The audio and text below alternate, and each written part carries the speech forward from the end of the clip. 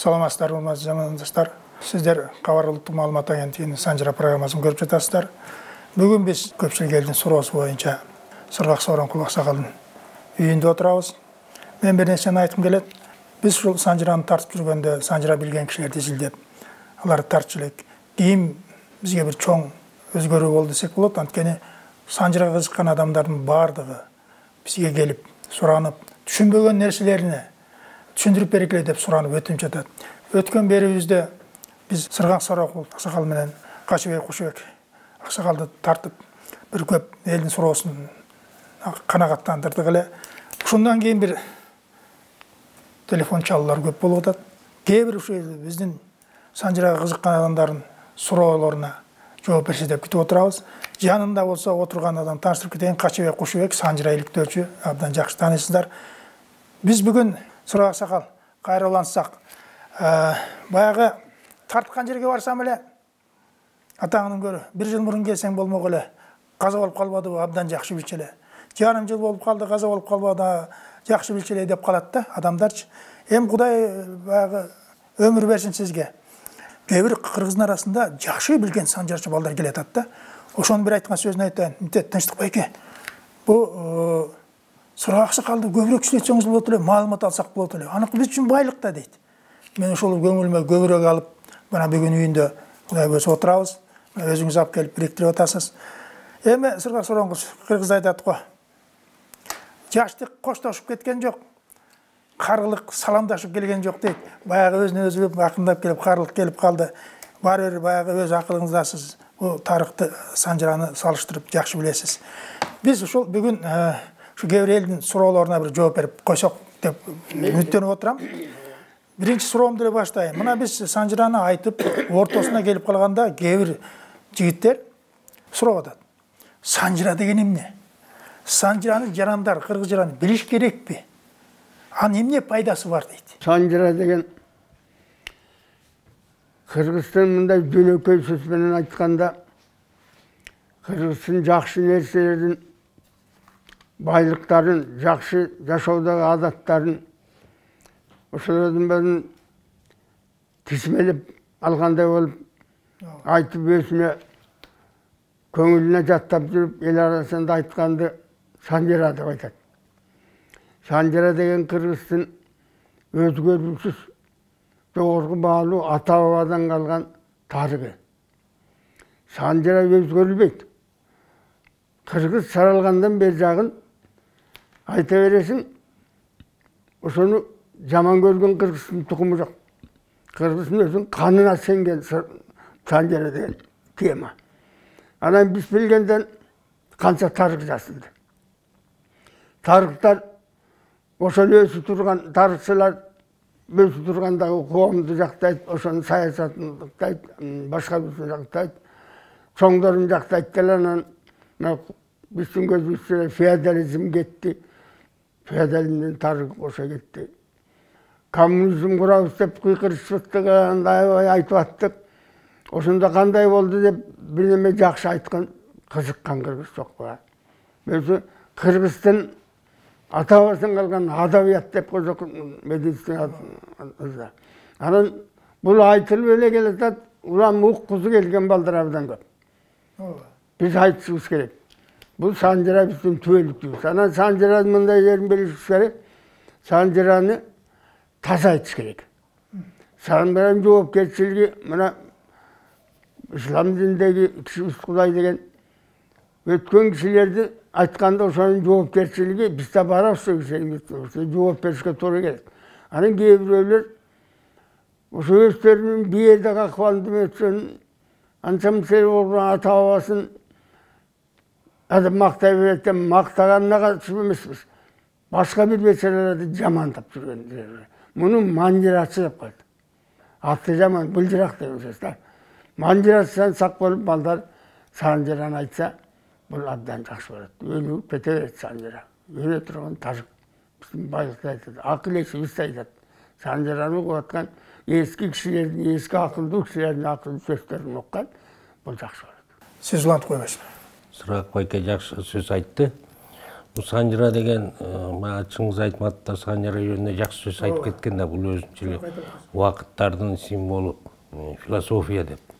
Ең тура сөз, ilgari санжыраны үйім-үйіс отырып алып, осындай ақсақалдар менен bir kişi söylеп, ыраты менен кезектешіп, ошо санжыраны сүрүшкөн да. Анан азыр эмне болуп атат? Интернет айдыңдар бирин-бири жаман сөздөр менен бирин-бири ылдый баспырлап, өзүн көтөрүп, мындай болбойт да. Санжыра дегенде ошол бир санжыранын аягына угуп, кошумчалап, тактап, маданияттуу түрдө. Анан жана ар ким эле бир санжыраны жазып койсо, аны ушундай жаман сөздөр менен бул интернет дегенде ушуну сак болуш керек да. Санжырага кызыккандар көбөйүп баратат.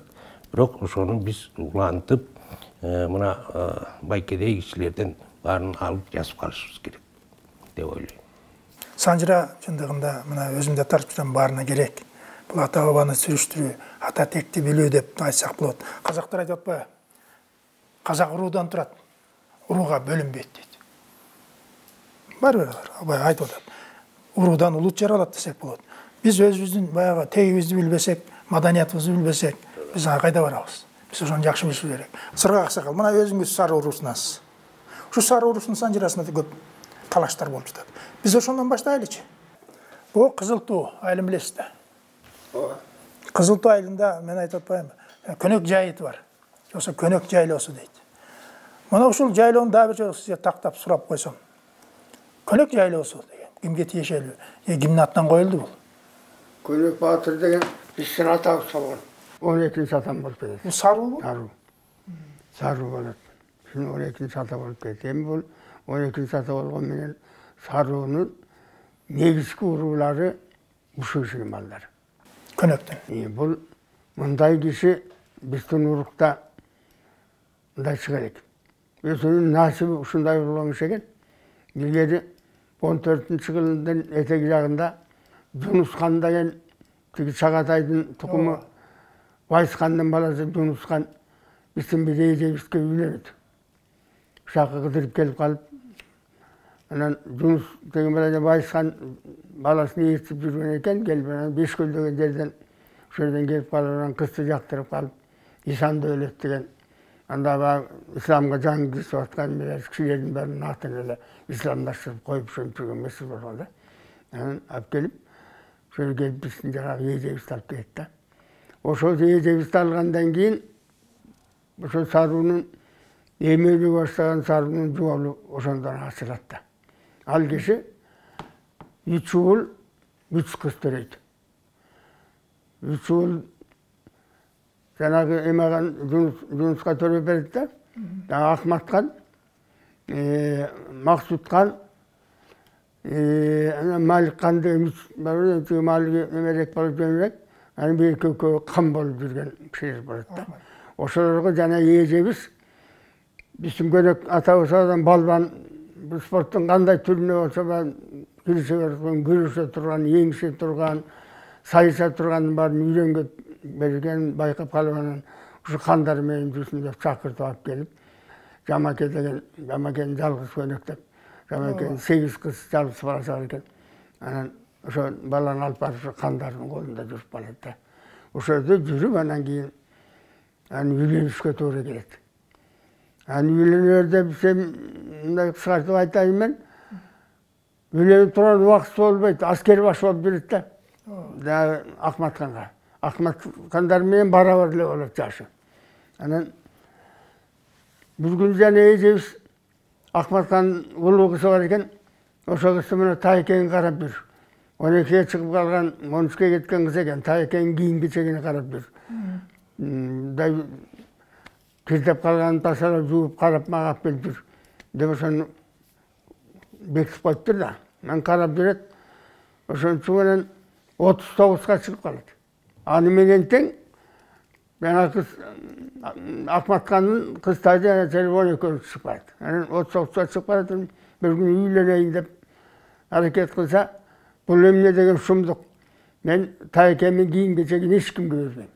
Таекемдин буюмдарын мен эч кимге бербейм деп чатак салат. Анан үйлөйт да, аял албайбы десе, мен деле аял боло берем. Эмне ошол үчүн аял деп чатакташып атып, анан экөөнүн үйлөшкө туура келет.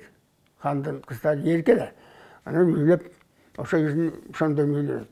Ошо кишиден берилген бала Кыркуул, Тубай, Төңтөрт, Тогунай.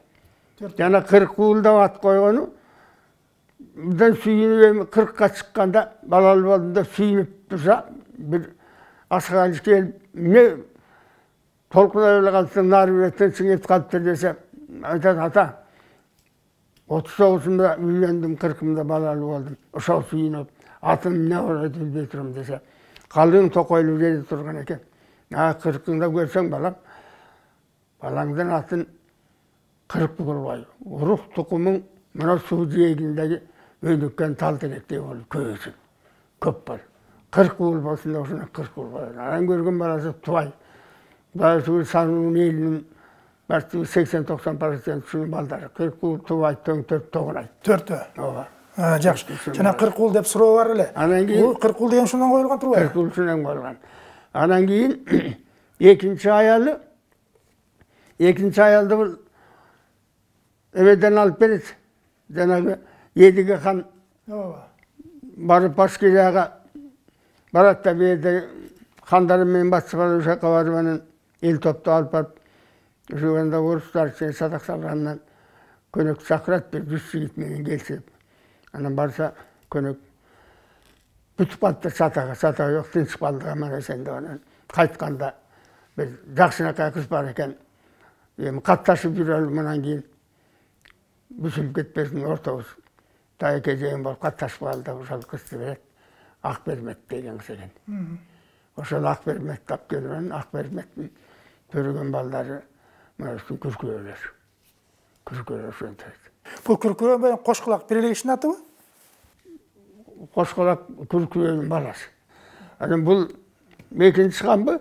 Анан үчүнчү ханы Шыгай хандын кызы болот. Бүтүн салган аялы. Чолпан. Шолпан кыз деген Шыгай хандын кызы болот. Абдан эркектер менен өскөн жигиттер менен эркекче кийинип алып туруп улак тарткан азамат болот да.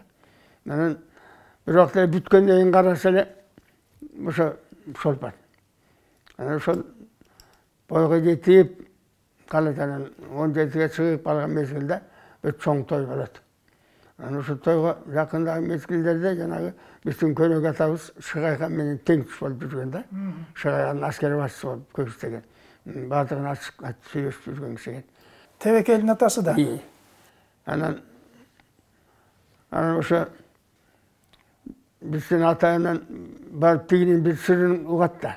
Ата өзү кызды улак тартып антип жүрсө жактырчу экен. Атаң көрө жашым ушундай болуп кетти. Ушул кыз менин колума тийсе, экөөбүздөн бир бала жаралса, кыргызга жетектеп бербейт беле. Атаң көрүшүнөн тукум болсо деп карап калса экен. Атасы менен тең киши көрөк. Анан кийин бир күнү мындай иш болуп калат да. Бирөөлөр келип жуучу жиберип, куда түшөлү деп калат Шыгайга. Шыгай кемпирине айтып, мына кызыңды отургузсаң боло, ойнотпой төргө. Жуучулар келип атат деп ошондон. Төргө отурчу, оюнуңду токтотчу кызым, болдум, чоңоюп калдым десе. Мен отуруп эле отурам. Колунда иштеген бир уйгур бала болгон экен, кичинекейинде 1 жашында алып келип багышкан экен. Бага албай бирөө ташып көтөрө албай койдум деп таштап кеткен экен энеси. Ошону багабадан зор балбан болот, аты эсиме келбей атат. Ошо балбан келип отурчу экен, анын көлөкөсү менен эч ким аны менен эйишке деле түшпөй эле, көбүнчө эйишет экен. Эйишке түшпөй эле биринчи айын алып ошентип жүргөн чоң келишкен экен. Мен тийсем ушуга эле тийип алам деп ошентип. Анан атасына айтса, кара жириге, мен малайыма тийет бекен. Ошондой болчу эле. Тектүү кишинин кызы малайга тийчү эле. Айтты, андай болбойт депtir. Анан айтса, эмесе болуп тур, ушуну жеңген, ушуну билемеден жеңген балбан болсо, мен ошо балбанды тием, анан мен батыр туам деп койсун. Эске кызын айтканда. Анан кийин ушунун баарын шыгай тамашалашып отуруп айтып коет да көнөкө. Анан бир чоң той болуп калып, анда жетилип калган балдар туай менен төгүттөрдү эки гана алып алып, көнөкө ата ошол чоң тамашасына барат да, шайхан өткөрүп аткан экен. Анан ошол жерде баягы хан эмесин коюп коюптур. Балбанын отургузуп коюптур. Анан кийин эки баланын жанында туруп эле көнөкө ата, ой балдар, ушу менен эч ким деле эңишип күрөшелик. Эңишке түшейин мен, акыркысы болсо мындан кийин түшпөйүн деп. Байланган курун чечип берет да. Ошондо төңдөр, ата, бизди сербей кылбайсың кокуй. Мөкөзү ээрчип жүрсөк балбандарым болуп. Чыгып калсаң себен да болобуз ата. Кайра байлап калсын. Анан экөө аңышаттан туайды жүрүшөт. Анан туай беттешкендер ырташат. Биринчи беттешкендер ырташат дейин. Анан кийин кыз сүйүнүп айткан сөзү бар да. Туай камадан сулуу киши аскер башы болсо ошолмас да. Мен ушуга тийемин деп келет, аңгыча эле баягы сөз боюнча балдар угуп калат, төңтөрдү айтат. Туайке бекеринен атам белинде бел бугуп чачмаптыр, ушундай сөз бар экен деп айтат. Анан ошондон эмеге атасына келип нааразы болуп, мен туайга жыйышым керек деп, туай ушу сулуу да жыйып болгон экен да. Анан ата бу кандай болот десе, көнөктү чанышка болбойт. Адамдын сапаты жаштан болбойт. Балам, көнөктү чанынга сенин да укугуң жок, менин да укугум жок. Көнөктү чанырбайсыз. Жашына караба. Бесенең ушул экен деп коет. Ошол менен көнөкө чыгып калат 3-чү эмеси. Ошо 18-теги кызды 70 көнөк баатыр алат да. Алып анан кийин бияка келинден алганда шарты болсо эреттен көнөк жайлоого келип калганы бул солтолор менен жегизат болгондо менин энеси, чаанын энеси көнөктүн кызы болгон. Көнөктүн кызы болгон. Келип турса экен, чоң той берип, чакырып, күлүктөрүн баккан өзүнчө сарайы бар экен. Баягы кесеги келгенде, тайта барып өзүңүз караңыз, тандаганы миниңиз аттардан сизге минишейин деп турам десен, балам, ат бар, күрүк бар, мен өзүмдө эле.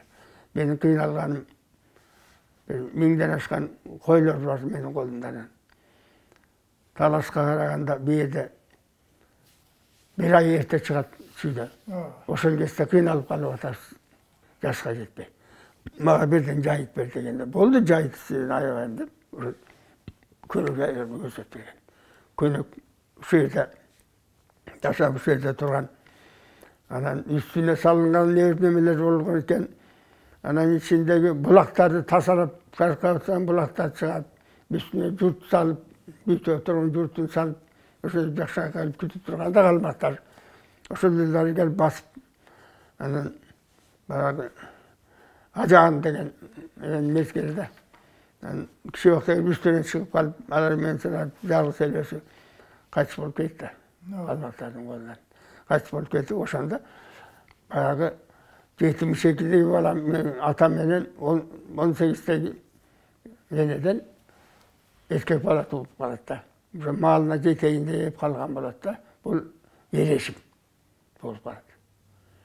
Анан кийин көнөк кетип, кийин анан мына бишем башка бирөөсү аларбыз деп сөөгүшөргө коюлат, анан талаш салып барып, бирөөгө нике кылабыз деп 1 жыл тургандан өткөндөн айтат, мен каадалуу катын эмесмин.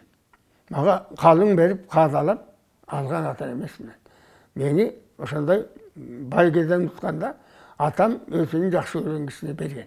Менин тагдырым атамда биринчи. Экинчиден атам баалаган көнөк кетсе да мен көнөктөгү киши тапкыча башка кишиге тийбейм. Ошондой көрдү киши.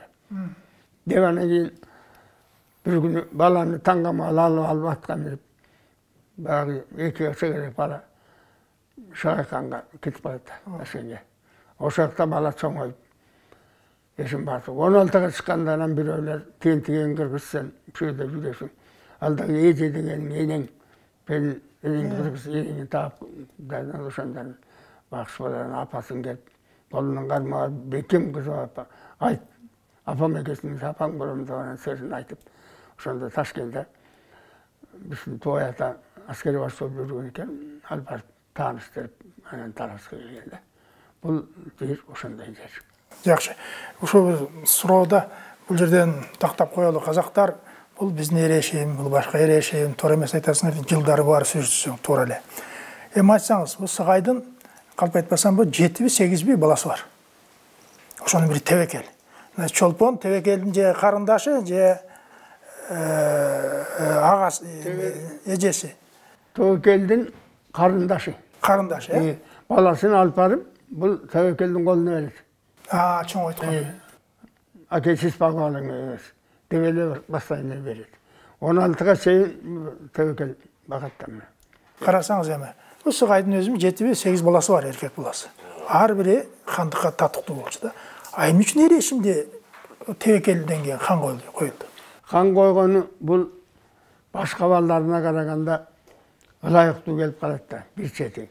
Экинчи чети баягы бирге чыккан кезинде алып барган энеси Шай неменин тиги Сыгайдын кызынын энеси болгондон кийин ушул биздин бала дегенде келип түбөлүгү бизде болсун деп баланын сапатына карагандан кийин баягы Кытайга барып согушуп калмактар талкка 3 жылда келбейди. Тиги эменде талып келген эйлеген тиги катагандарды айдап кууп чыгып атылып келди. Ошонусун байкап турушу анан кийин ушуну хан кылалы, хан кылсак бизде кара берет деп туура кылды да. Биринчи деген энеси эмеге Чыңгызхан тукуму. Анан экинчиден ошолордун арасына барат жыйын аларга. Ошону мен хандыкты берип, абдан жетилип турган балага берет да 28-ке чыккан кез барат ошондо. Ошондордон кан шайлап коет да. Анан кан шайлаганда бул киши бай уйгурдун кызын алат. Мончоктуу, санчактуу деп өттүрсүнө алтын күмүштөрдү бөшүнө өткөн моюндарына мончоксун тагынган экен. Анан мончоктуу, санчактуу келин деп койчу экен. Анан ошол биринчи алган аялы бияктан алып барганда алып барып жүргөн экен. Анан ошол бала түрөп, анын атын Жанчакты коет. Мончоктуу келиндин баласы Жанчакты болсун деп Жанчактуу. Сизге эми суроо, бул баягы суроолордун ыраты менен кетип баратабыз. Ушул жерде Сарунун санжырасында ошо жерде бир аз тактык эмес болуп туруп атат да. Мен сиз үчүн атайын сурап атам. Бул жанагы Жанчактыны Тоңтөрттүн баласы алып жүрөт. Жок, ошону түзөп берсеңиз. Эми Тоңтөрт улуу эненин баласы биринчи эненин хандын тукуму болуп, анан бул деле хандын тукуму үчүнчү эненин баласы болуп, булардын атасы бир болуп турбайбы. Анан кийин жанагысына алып кетип атканда, ансыз дагы эми Тоңтөрт менен байланышы жакшы, бул ошонун колунда эметип жүргөндө 16 жашында келип Тоңтөрттүн колунда болгон. Анан хандык алып кетсе, ошодан бала ошого жок болуп кетсин, хан тукумун кайра албай калабыз, хан болуп калат деп баланы, бир жашар баланы Жанчактыны бербей коет Тоңтөрт. Хан кете берсин деп баланы алып калат дагы. Анан Тоңтөрттүн колунда ошо Жанчакты. Анан үйлөйт. Жанчактан да эле батыр болбойт, үйлөнүп жакшы ака болуп, шарпай билип. Анан Кудай берген деген бала көрөт. Кудай бергенден табылды. Табылдыдан колпош менен ак кийиз. Сару санжырасын түздөш керек. Ар ким эле санжыра жазып атат. Эми мен сару эмесмин, урун билесиз да. Бирок баягы силердин санжырада мисип жүрүп атпайбы? Тоңтөрт, Жанчакты, андан Кудай берди, андан табылды же тагай берди, табылды дейт. Ошо табылдыдан ак кийиз, колпоч, култай дейт. Анда култай кулек кайда калат? Табылдыдан колпош менен Канкалай деген бала болот. Анан Канкалай ак кой багып ак эме кылып, ал кезде Бос үйлерде там чыгылек элдин баалаганы бос үйдө. Бүй көтөрүшөт, андай мезгилде балдарын үйлөп ошол мезгилде ак жинабдан кийиз жасаган эмекчиген да, кымбат. Аны ошондо ошонун кымбатына карап ак кийиз эме болгон ак мөдүн берчиген ак кийиз деп. Ошонун ак кийиз аталып кеткен. Када барасың сен ак кийизге бардым. Жана ак кийиз. Түндө ак кийизден келатам деп эле канкалайды айтпай эле ак кийиз, ошону ак кийиз аталып кеткен. Ак кийиз. Ошондой көп ошондой. Кийинки убакта ушу тарых беттеринде азыр сөз болуп аткан эрешим жөнүндө чоң талаштар болуп атат. Себеби казак журтчулугу казактын тарых китептеринде баарында эр эсим деп казактын чыган баатырларын элдик баатыр катары сүрөттөлүп жүрөт. Биз ушул убакка чейин талашып келатабыз. Бул эр эсим деген кыргыз сары уруусунан чыккан көнөктүн баласы деп. Эми бул талашты баягы казак кыргыз ошол убакта бир алтын доору болсо керек деп ойлойм да. Себеби казак кыргыз биригип бир кандык түзүп атпайбы? Ташкентте Көктөбөдө 1600-жылдын башында. Ошондо анын түпкү тегин карабайлы, кыргыз экенин карабайлы казак деп туруп эле эрешимди кан кылып атат. Болбосо эрешим таласка келип жердеп, эгер казак болсо таласты жердеп турбайт эле да, туурабы? Анан бүгүнкү күндө анан ал жанагы Чокан Валикановдун жазганы бар. Сын Хазаевская хана Шыгая эр эсим деп. Биз ошону гана биз тарыхый булак катары неметип алып, биздин окумуштуулар дагы тиги Асанбек Ыстамов аксакал жазып кеткен Кантейиште дагы казактын ханы деп жазып атат. Мен ал киши менен убагында талаштым, жок, бул Асаке, бул кыргыздын эле баатыры. Казак кыргыз биригип бир кандык кылган убакта болгон. Ошол убакта азыркы тил менен айтканда жанагы мыйзамдарды чыгарып, эр эсимдин эски жолу деп конституциялык мамлекеттик түзүлүштү ошол убакта башташканда биригишип. Мына ошол алтын доор болгон да. Анан эми жанагындай Хан Турсун менен жанагындай окуя болуп кетти, бул тарыхта белгилүү. Эми биз баягы калыс болушубуз керек да, тарыхты биз тактап атканыбыз ошо да. Бул казактарда бул бир жерде жазылган жери бар. Эдил Нурадан келген эрешим деп. Мунун мааниси эмнеде? Эми ошол чындыкты бурмалап нар жак бер жакка коюш керек да. Жана биздин кыргыз деген аттын чыгышында эле ар кандай сөздөр менен айта берет. Ошону бурмалап ал эмес дегенде биздики дегенде эметкен сөз. Анан жана Туроңдун эмесинде Кулек Култайларды айтып кетти. Ошону айтып кетти. Ошону айтып койсоңуз, талашып жерде болуп атат. Кулек Култай мындай, эми жана мен айтканда баары көнөктүн балдары. Мынча дагы жок. Көнөктүн балдары баары сөз эми кийин өнүгүп мезгил өткөндөн кийин болуп атат да. Бул Кулек Култай Куштарбек, Кыстарбек деген эки кыз, эки уул, төртөө Тубайдын кичи аялынан жаралган. Уктум эле ушундай. Булар ал мезгилде 5 жашка жарашу. 5 жаш баратын жери бар. Анан кийин кыздар бойго жеткенден кийин турмушка берет кыздарды.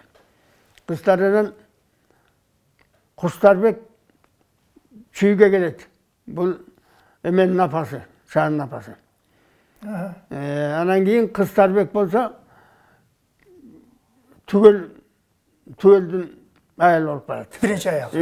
Айга баргандан кийин анан жакшынака жараштуу аял экен деп келиңиздер тергеп жараш деп жүрүп, жараш аталып кеткен.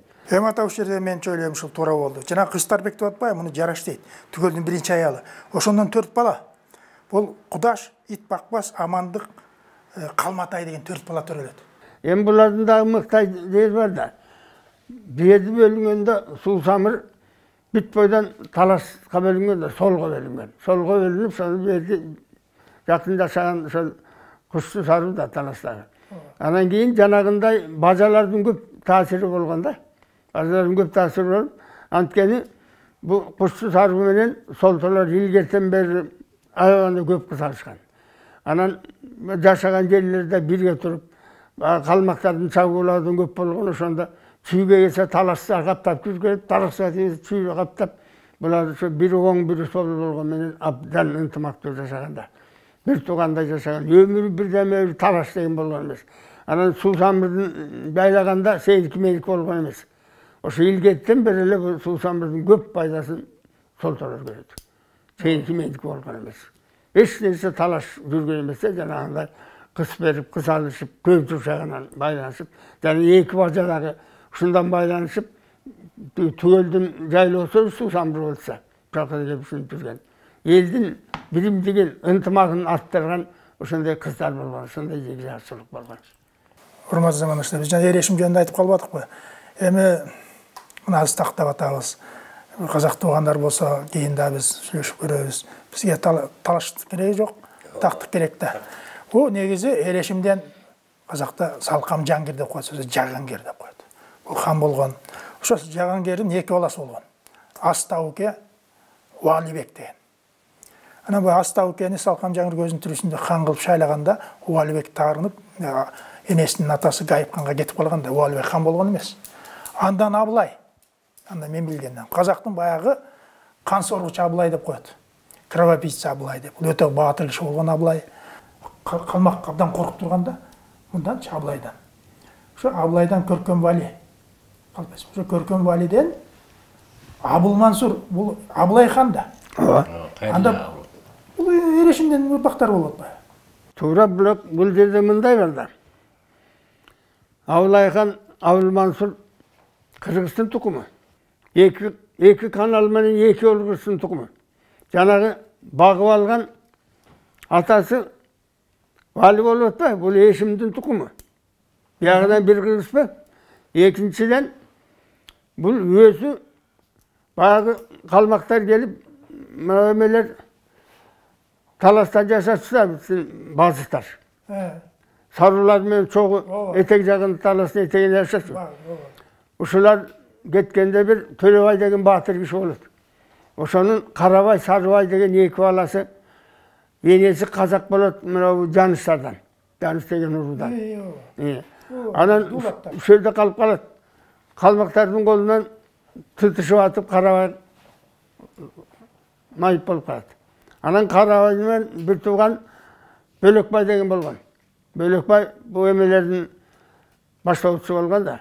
Тагына жайлоого чыккан мезгил экен, басыштарды айылын берин көтөрүп чыгып, мына бу Суусамырдагы Кичи Корунду деген жер бар. Ошол Суусамырдын эмен басыштардын жайлоосу. Ошол жерге келип калган мезгилде калмактар келип басып калат да. Ошондо эки баласын алып, төркүнлөрүнө барып жашырынып, күйөөсүн өлтүрүп кеткенден кийин бул өзү дагы бий төлөнүн улуу эменин, улуу үстүн төлөсүнүн жакын айылдаш карындашары болот да. Жана Төлөбай менен жолдош болуп жүргөн иш болот да. Анан баягы эки бала жээгендери жетим калганда ушу Төлөбий жардам берип ошентип жүргөн мезгил болот. Эми бул өзү мына айтып отурса одан узакта. Ошо Карабайдын баласы да. Абылмансур бу? Абылмансур Карабайдын баласы. Бирок мындай эми жакшы адамдар караганда тарыхы болот экен да. Ошо кезде ушу калмак кезде жакшылап эте албай атабыз. Хандыктын башында Чыңгыз хандын тукуму туруп атат. Ушулар эме өрбөйт деп жана Төлөбий тиги орто үстүн эмеси, кичи үстүн бийлери үчөө макулдашат да. Өз үстүнө каралардан калса Кыргызстан эле хан болбосок мына олар өмүр болбоду деп монголдорду Чыңгыз хан тукуму ошентип жүргөн мезгил экен. Анан изилдеп, издеп табалы деп жүргөндө бир күнү Төлөбий өтүп бара жатып, Карабайдын үйүнө чөтөй иштеп чыгып барат. Түшө эшигинин алдында 5-6 кыздар, балдар ойнап жүрөт дейт. Эшиктин көрөкөзүнө турайып, бир кыз түмөл окумуштар кылып Санжыр айтып атат. Өткөн кеткен. Могу кызды киргизчи дептир. 12 чыгып, 13 чыгып калгыс экен. Киргизип анан сураса бир кадырлуу кишилердин бир ишин айтчу эле, ошону эл билген кишилердин эмеси экен, тукуму. Ошонусун айтыптыр. Санжыр жанагыдан мезгилдетип. Анан акылымын салгы экен. Эми муну бир жакшы жерге берсек, анан хан боло турган киши чыгат деп ойлойт дагы. Төле би. Мынау қыз соңғайса соңғайғанда ерге береріңді маған айтып қой дейді. Түйлерге алып беріп жақсы батыр бір мықты дейді тапқылар соған алып беріп саптан мықты аяқ екен дейді. 2 жылдан келеді, баяғы сөзіме бар, айтып келсе, баяғы қыз шашын артына қойып қалып тұр, келін барып. Бұл қандай өлгет болды? Келін болып қалып тұр ғой десе, ертөке біреуге беріп тұрған бұл емес, өзімен екі қиын дейді қарабай. Екінші ағырын еркек атты. Еміші төресі, еркек төресі атын мен қойайын. Еркек төресі мен шақыршы емес еді ғана екен. Себебі құрсағы білініп қалған екен. Төле би атын жаңағы Абыл Мансұр деген атты Төле би қояды. Баланы ақырын қарап жүреді. Мен 1 жастан ашқанда Қарабайды көндіріп, бұл хан болшы бала. Мұны хандарға беріп бақтыралы деп 1 жасында жаңағы емеге береді. Валиге. Валиге береді? Вали береді. Валиянан 1 жасынан бағып, тоңытып, кейін ертерегелі Вали өліп қалады. Қайра 5 жасында еменің қолына тиеді. Төле би 5 жасында жақсы бағылбай сынып қалды қолына алып, Төле бидің 16-ға шыққыса Төле бидің қолына алып. Төле бидің тарбиялап ақыл шығарып. Бұл мен мұны айтып атқаным, Қазыбек Бек деген соң жасушы болған. Тоғашар ұлы ба? Тоғашар ұлы. Осының жасқан кетегі бар. Түп-түк емнің есімге шейін дегенде. Осында ұшыны жазаттағы, жақсырақ жазаттағы Қырғызстан еш жеріне аспайды. Тұрып-тұрып егесіз сарттып қойды. Сіз үші кітепті оқыдыңыз ба? Оқыдым. Ошонда жана Төлебайдың эмеси болуп атат, Кыргыздан чыгып атабы? Абыл Мансур. Төле би өзү ат коюп атат, Абыл Мансур. Төле би өзү ат коюп, анан кийин эми ханга деп берген да, анан хан кайсы болуп кетет, баланын жакшы багылып алгандан кийин баланын кайрыбесин алып, өзү чоңойтуп, 16-сында биринчи жолу сайышка түшүрөт го баланы. Сиз окуйсуңуз. Бу жерде бул Абылай хан көп талаштуу инсан да, тарыхый. Бу Абылай хан жөнүндө казак туугандар мындан 2 жыл мурун Абылай хандын 2 томдугун чыгарышты. Мен баягы ичине үстүртөн окуп калдым. Эми бул жерде Түбү Кыргыз деген сөз чыгып атпайбы азыр? Буга бир далил, көпчүлүк тарыхый булактарда Абылай ханды кул деп коет, кул деп, төбө кайтарган кул болчу деп. Казактар өздөрүн кул дебейт да. Ушу Түбү Кыргыз кул болуп колго түшүп келип, анан кийин хан болгонбу. Мына муну дагы терең иликтеш керек да. Эмне үчүн төбө кайтартып койгон? Мен азыр биринчи угутам, чындыгында буга да далил керек да. Казак санжырасында Абылайды өлтүрбөдүбү? Кровопийца Абылай деп. Ушундан тукум калбасын деп калмактар издегенде Көркөн Вали баласын качырган. Бул качырганда казактын санжырасында. Качыргандагы бул Төле биге келет. Төле биге келгенде Төле би суроодо, сен кимдин баласысың сен? Айтпайт. Атың ким дейт? Айтпайт. Анда сен чачың бар, сабалак деп коет го, бырыш болгон. Айтат Абыл Мансур, каалаган атыңызды коюңуз, мен макулмун дейт. Анткени ал Көркөн Валинин баласы экенин айтпай айтат да, хан тукуму өлтүрүп коет деп атасы айткан да. Бул казактын санжырасында так жазылган. Казак деп берилет. Казак. Жанагы Төле би ошондон мен сен сабалак коем деп атпайбы? Анан ата сиз туура айттыңыз. Бул 16-17 жашка чыкканда казактын орто жүзүндө дагы Абылмамбетпи, Абыл Мансурбу ушундай бир хан калмактар менен согушка чыкты, 2 жаат болуп турат дегенди укканда, анан сабалак келип айтып атпайбы? Төле биге мени кой бергиле. Казак чыгыптыр калмак менен. Мен барышым керек, казак элин коргошум керек, бар дегенде. Анан барганда ошондо Галдан Серендин күйөө баласы Чарыш, казак кимиңер чыгасың деп баягы найзасыңбы эмесин мынып турганда, анан эч ким чыкпай атканда, анан бул Абыл Мансур айтыппы, мен чыгам деп. Анан барып анан жанагы Абылай деп кыйкырып атқан Чарыштын башын кесе чапкан. Анан кайра келгенде анан жана Абыл Мансур беле атын утуп атам, айтып атат, "Ай, Абылайдын Нуранын чакырдың? Сен кимсиң?" Айтат, "Мен Абылайдын баласы Көркөн Валинин баласы Абыл Мансур деген мен болом" депчи. Ана үшін жана Абылай деген атталып қалған. Бұл чыныгы Абылайдың тұқымы Турбайды, анан Абыл Мансур өзінің орнын бошатып береді да. Бұл жағынан қазақ болады да. Эми бұл хандықты талашып, хандықты таштап кете албайды да бұл. Кеткенде тірі кетпей қалады да. Анан анын үстүнө қазақтардың қолында Чыңгыз хан тұқымдары болды. Тегеректеп тұрышпайды қазақтар. Ошон үчүн кете албайды дагы, бирок фактически турмушта таластыктар менен абдан жакын болот. Жакын болот. Таластыктар менен жакын болуп, анан таластыктар менен көп чатак болот да, ушу коңшу казактардын ортосунда. Анан бир күнү жана мунун акыл берүүчү аксакал бар эмеспи, 90-дан ашкан эмечи. Казактын акылманы аты эсиме келбей, ошол киши чакырып алып айтат. Эй, 4 батырыңды өлтүрдү. Ооба. Эми 5-чи кылып сени өлтүргөндө тынасың. Туура айтат. Садырды айтып атат да, кыргыздар да айтып атат. Жок бербейсиң. Жок, ачык. Биринчиси тиги Көкжал Баракты өлтүрдү. Туура. Абдырайымды өлтүрдү. Абдырайым Акмырзаны. Акмырзаны өлтүрдү. Анан Бердикожону өлдү кылып таштаганда ал тирилип кетти. Тирүү алды. Бердикожо кийин өлдү. Анан ушуларды айтат да, 5-чи кылып сени өлтүргөндөрдүн туугандарыңа ошондор асып болосуңбу дегенде, анда аттанып болуптур, мынча болсун. Анан аттанат. Жок, ошондо да мен кыргыз деп чыкпайм, Садыр үчүн чыгам деп атпайм. Мына ушул Мен кыргызча чаппайм. Абылай өзү абдан акылдуу киши болгон да. Атаңды көрүп боякта душман турганда кыргыз казак бир тууганбыз. Биз чабышпасак болот эле. Бирок Садыр менин жанымды кашайтты. Мен кыргыз деп чыкпайм, Садыр деп чыгам. Эки үйдөн бир киши 3 күндүк тамак алгыла, аттангыла деп сен кимди ачканы чын. Ошондо мындай болуп да, дагы бир мындай факты бар да. Баягы казак менен кыргыздын ынтымагы кетип аткандан кийин казактар келип, солтолордон ала турган ала сабыз бар деп сатак сала турган болуп калды. Ошондо келиш керек болот, анан кийин таласка киши берип, таластыктар туугандар эми бир каттанбагыла, бирдеме болсо бирип кетмеңер барлы, силер тура тургула.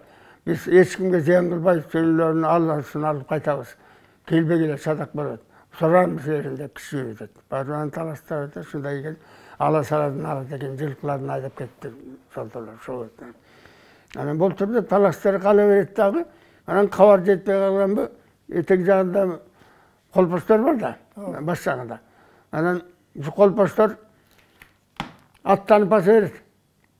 Kule kultay da var arasında. 460 kişi attan gelip kaladı. Gece turgusar, dostlar olsun bargan taşı koyup kazak kapmıyorsa. Geldi 460 kişi geldi. Emelerde çoğultu alıp soltalardı. Köprümen gelgen eken. Ortağı çoğultu alıp cazalap atkan mezgilinde. Bir oktayı üstünün görünüp kaladı. Kılkılda öyle. Adam bunlar talaslar gelip kaldı. Adatın kılıp. Devana giyin. İki kişini görüntük. Siler bunu ak, bir kolun ak dilek verdi. Tınççılık. Soltalar yerin kasakları çoğultup aldı. Asıl siyer kütüp durat. Soğuş yok, söylediler. Dep kavar verdik. Şimdi sigaranın soğuş bitet burada oşa da oş. Böyle buzkanı kaldı dep cennetetten. Barışı büttü kazaklar diyeydi soltalar. Siyer kütüp durat. Soğuş yok. Ayda verdiler. 460 kaptap kiretti. Yani geldiğinde başta öldürüp koydu var öyle. Buralı o girip koydu. Bana kazak ortasına gidip etti. Bana öldürüp koysa oşandan kaladı da janagı. Batırlığından soltu öldü. Bakırsın kolpoş öldü. Erdiginden soltu öldü. En öldükten kolpoş öldü de. Жана 300 бе 400 туура айтсың, 300 деп айтылат. Жанагы тоонун үстүнөн түшүп калганда казактардын эмесине чыгып калды да, ошондон колпоч кырылып калды. Калган кишилер бар. Ошо Кенесарынын убагында. Бул Кенесарынын учуру. Жанагы үстүнө түшпөдү беле. 1847-жылы биринчи чабышында. Ооба. Жакшы эме ыраты менен болсун, баягы суроолорго карата биз улап кетпедикпи. Сизге бир суроо. Мага таластан бир жигит чалып атат. Бул Сарыбагычтан жеген өзүктөр булар деген сарулар да деп атат. Сиз ошону кантип байланыштырасыз? Анткени бул өзүк кийин баласын ак кийиз деп да койду, калп айтпасам. Баягы Сарыбагычтар биякта жүргөн маалда Токо Жантайып шакта болгондо. Ооба. Анан Токо абдан жакшы киши болгон жайымды. Билгилүү киши болгон. 4 аял алган. Анан насип болбой бала төрөбөй жүрөт. Анан бир кызын улуу аялы, бир кызын Жантайдын кызын багылат Токоянтай бир тууганда. Күмүшайды. Күмүшайды багылат. Күмүшай тентектеп багы бирге кыз болгон да. Анан бойго жеткенден кийин талаштык сарбылар менен мамиле жашап катташып жүргөн. Анан Мамелдей деген Таколодо Мамелдей деген киши болгон. Жакшы күзүлмен батыр киши болгон. Ошо Мамелдейди аталат, бир урдун аты ошо кишинен. Ошол Мамелдей Күмүшайга эме болуп үйлөнүп да. Анан ошондо 360 жылкы беш керек болот калыңына. Анан калыңын таластан бери карай айдап атканда эскинин тоосуна өтсөлө бир келип калат сыяктуу эле. Айдап атканда анан балдардан чогултуп анан көрөтөт. Эме деген ак кийиштин баласы, Өсүк деген бала, ошондо 16 чыгып калган бала экен. Анан кийин да 2 жетим бала биздин оготурлардан Чечей Молойбу. Молой Чечей деген экөө ошолорду балдардан силер мына аттардан тандап мингилер. Жакшынакай тандап мингиле. Балып айдап жеткиришип коюп, анан ошойдон ошону минип келдилер кайра. Силердин акыңар жул дегендерин баягы кичине кыйналып жүргөн балдар макул болушуп аттарды минип алып айдап берип айтып кетти. Айдап келгенде калың өткөрүп берет. Анан Токобулардан баарын таластан келгендерди аябай сыйлап, күздүн күнү экен бир айдай жүрөт да. Айлайдын баарын сыйлашып байчы болгон адам. Анан кийин бир айдай жүрүп кар жаап, кетел деп атканда кар жаайт. Кар жаайт кара турбайт да кыргыз. Анан жөнөп калышат. Ошондо Токо балдарды 3 баланы таштап эле кеткиле. Мен деле кызымды силерге берип атам го. Жаш чыксын, бөлсүн кеткилейин. Ашып абдай жаман, жаш балдар кокус кыйналып калбайбы. Жаманатты болуп биз калбайлы. Таштагыла деп анан калтырып коюп, алып калып, үчөөнөн жакшы байбичени эне кылып берип. Анан багып ошону өстүрүп өндүргөн баягы узакка да айта албайсың го. Кыскасы алар сарылар экен да. Анан ошонун колунда чоңойт. Анан эме үйлөнөт. Кетем деп турса, менин кызыма эрмек болду үчүн биз кетсең ала кетесиң, бир кыз алып ал деп бир кызды неметип Токо алып берет өзгө. Чоңоп калды. Анан кийин эми кетейин деп ал деле даярданса, кетем эле дей бересиң. Кимди сагын берем, мынча кыйналасың десе, атам картайып калган ак кийиш деген. Атам картайып калган. Канкалай. Канкалай. Атам картайып болсо көп ойлойм дейт. Атам көп ойлосоң шашпай тур. Деп анан аял алып берип, аял төрөп калат, тезгек төрөйт. Анан жанагы канкал немен айтканда, ак кийиштин атын ак кийиш коет. Төрөгөн баланы. Төрөгөн баланы ак кийиш коет. Мына ак кийиш деп эркелет атаң. Азыр эле эстебей сагынбай каласың деп анан ак кийиш коюп, азыр ак кийиш деген эл бар да. Анан ошону алып анан ошонун мезгилинде калмактар келип калды дагы. Жер которуп баардыгы топурап, өлүм чыдымадан көбөйүп, эч неме беришке туура келбей калды да. Ошойдон кетип калды. Кетип калгандан кийин тиги картайган атасы, биздин абалар дагы келе албай калды. Балдар биякта калды, Молой Чечей. Өсүк болсо ушакта, чоңоюп ушакта өстү. Ак кийиштерден бир тобу эмеде чүйдөдө турат. Атыге таласта Чечей Молойлор барбы? Жок. 2 бала тең бияка келип калган. Ошойдон барбай калды да. Анан булар дейм азыр ушуга кабарлашып, мен ансам тезин кабарлашып калам. Айтсам жакшы эле болот. Анан кийин тага барышкандан кийин эле биз сарбакчыбыз дейт экен. Болсун эми, жакшы. Сарбакч болсо боло берсин кыргыз менен. Мен айтпадымбы, таластан ошо жигит чалат. Ой, биз өзүк деген биз сарбыбыз да. Сарбагышка кантип кирип калганбыз. Мен билем ушуну айттырбайсыз деген сизге бир атайын келип айтырып атам. Негизи өзүк Чечей Молойлордон белгилүү кишилер чыкты, баатырлар чыкты. Баягы Кенесары Норозбай кол салганда качып баратып бушка жашынып бээсин союп тамак жеп отурганда жанагы өзү Чечен-Молодон Дайырбек калчылар барып колго түшүрүп келди. Кенесарыны колго түшүрүп келди. Кийин Жантай кубанып жанагы менимче калчага кимге аял алып берди да. Бул баатыр жигит деп чыкты. Мен негизинен суроолорго жооп берип калдым. Бул жерде бир жети ата деген суроо турат да. Ушуга бир талкуу берип койсоңуз. Жети ата деп кимден айтабыз? Жети аталыкты илгертелин айтып келген. Ата, чоң ата, баба, буба же болбосо кубары деп койгон. Анан жотоң, тегиң деп жетиге чейин айтып келген да. Андан ары баягы задиң, зилиң деп айтылып кете берет. Анан ошол мисалы Бүргө баатыр менин 5-чи атам болот да, ошондо жото болуп калат да. Баягы тегиң деп ошон үчүн жети атасына чейин сураган да. Баягы бала небере, чөбөрө, чыбыра, кыбыра, анан кылтыңда, кымылда деп. Торсолдо, борсолдо деп кетет. Ал нар жака чейин кетип калат. Муну ар бир кыргыз баласы биле жүрүш керек да. Бул муундарды ошол орточо баягы 25 жылдан эсептеп жүрөт. Бул ар кандай болот? 60 жашында балалуу болуп калат, 70 жашында, 80 жашында, 90 жашында. Бирок орточо баягы жыл сүргөндө 25 жаш менен эсептейт. Негизи мен өзүм көп ойлоном да, кыргызда көбүрөөк айтат. Баягы бир тамаша же бир таарынча келсең эле. Сенин ата бабаң ким? Ата жотоңду айтчы. Атаңдын кубары дейт. Ошонун баары биздин аталыктардын аталышы да. Аталышы. Ата жотоң ким дейт? Бул уруш. Билгенче айтат. Ата тегиңди айтчы деп.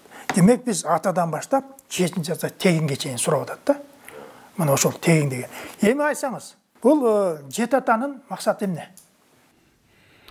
Бул жети атанын максаты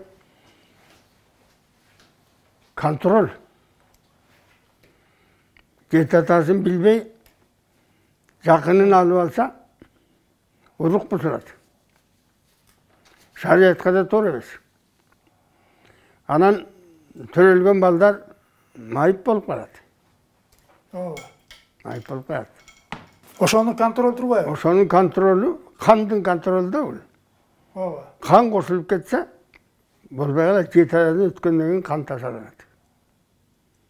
Ошого пайдаланган. Сүрүштүрүшкөн.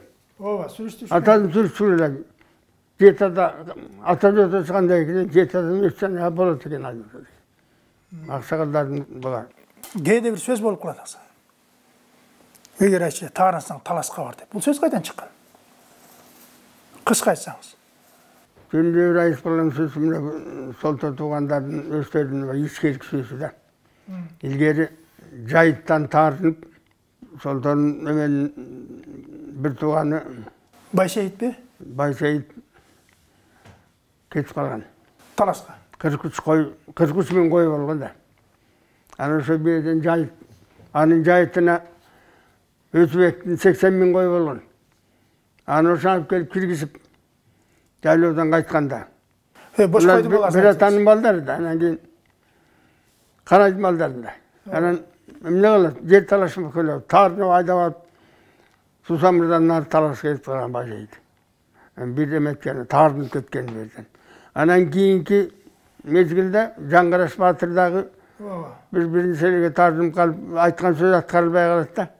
Сөзүнө таарынып, анан талашка кетип калып, анан оорукчан экен, ошоктон качып болуп калып, чөгүн бияка жүктөп келишкен. Анан ошонун таарынган кишилердин эле талашка кетип калат деп, таарынсаң талашка кет деп. Айтканы бар, Ал жана Жаңгарашты айтып атпайсызбы? Бул 1865 жылдары баягы орустар каптап келгенден кийин Россиянын составына кошулуш керек болуп калды. Мен орустарга кол бербейм деп Карагыштакка кетип калган. Маймыл Баатыр экөө. Карагыштак деген бул таластын башы Меркенин үстү болуп калат да. Анан ошол жерде бала чакасы менен барып 7-8 баласына ар бир өзөндү энчилеп берген экен. Ушул кийинки аксакалдарга чейин тиги Баланчанын коктусу, Жаңгараштын коктусу деген өзөндөр азыр эми бул Казакстанга карап калды. кыштоодо жайлоодо каракыштак деген сонун жери болчу да. Эми бул сөздүн өзөгү мен өзүмчө ойлойм да, баягы жеке пикирим. Ушу теге Манастан калганбы деп. Баягы таарынган баатырлар Манас атанын ордосуна бара алды эле талашка барганбы деп. Бул жерден калыстык иретинде айтып коеюн. Мына Байсейиттин таарынышы, баягы Жаңгырач, Бишкек чебин алып атканда Жаңгырач бул эмне болуп кетти деп баягы тоонун үстүнө чыгып тургандан орустар бүгүн экен баары билип келчи деп жиберсе, бирөөнү атып салды го Жаңгырачтар. Ошондо да бир таарыныч болуп, ошондой болуп кетип калды Жаңгырач. Мейли. Кыргызда бул жана сиз айтасыз. Бир жерде айтат, Манастын учурунда болгон дейт. Богореки талаш жери, илгери талаш жери болгон дейт. Бирде душмандар каптап кирип, бирде кыргыздар алып, бирде душман катарып, анан аягында Манас ушу талаш жерди алып калбасак болбойт деп, талаш жерди талкалап баягы душмандарды, ошол жерден ордо курган дейт. Бул ийгек айтылган сөз да. Аны ошондо кыргызда айткан сөзү бар да. Таарынсаң талашка бар, талашка бар деген сөз ошондон калса керек. Эми убактыбыз деле келип калды. Көп сөздөр бар эле. Негизинен биз жалпы баягы элдин суроосун канагаттандырып ойлойбуз. Рахмат сизге. Ийгилик болсун. Дайыма. Урматтуу замандаштар, ушу менен Санжара программасын аяктайбыз. Саламатта болуңуздар.